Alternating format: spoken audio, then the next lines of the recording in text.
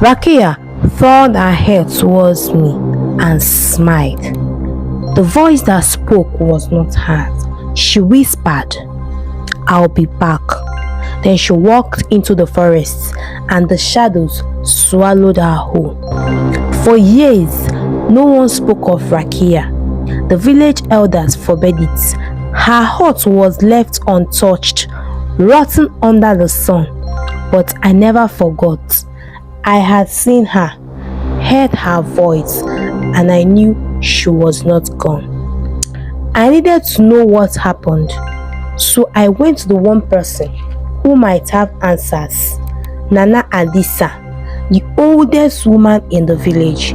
She lived alone, close to the river, with a voice as dry as the wind.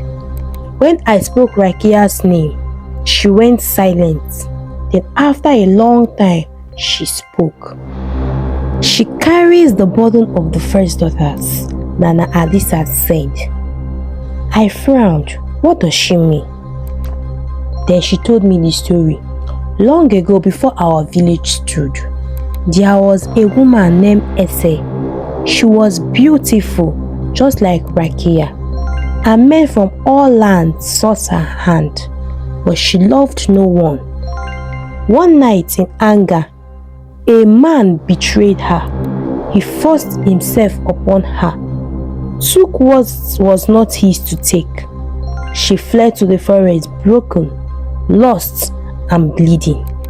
She cried out for justice, for revenge, and something answered. The spirit of the deep woods, older than time itself. It gave Ese the power to law, to punish, to consume those who she desired. She was a curse, one to return in the body of another again and again. Rakiya was the next.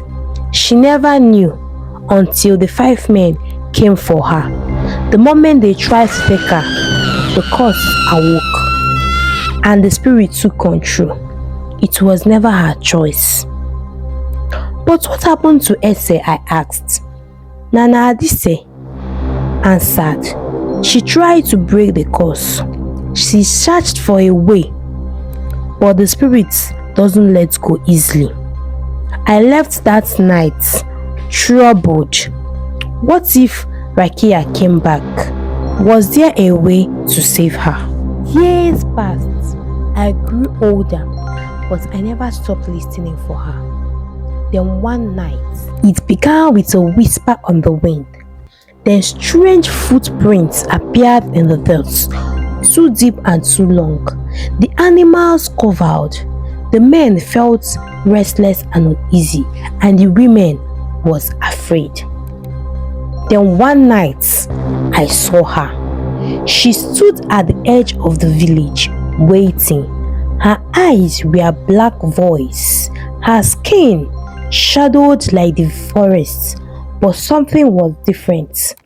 Her expression. I stepped forward. Rakiya, I whispered. Her lips trembled. For the first time, she did not smile. I don't want to be like this anymore, she said. Then fight it, I replied. She closed her eyes, took a deep breath. The wind blew. The ground seemed to tremble. I could feel the presence of something else, something ancient, something furious, unwilling to let her go. She screamed. Her hands clutched at her head.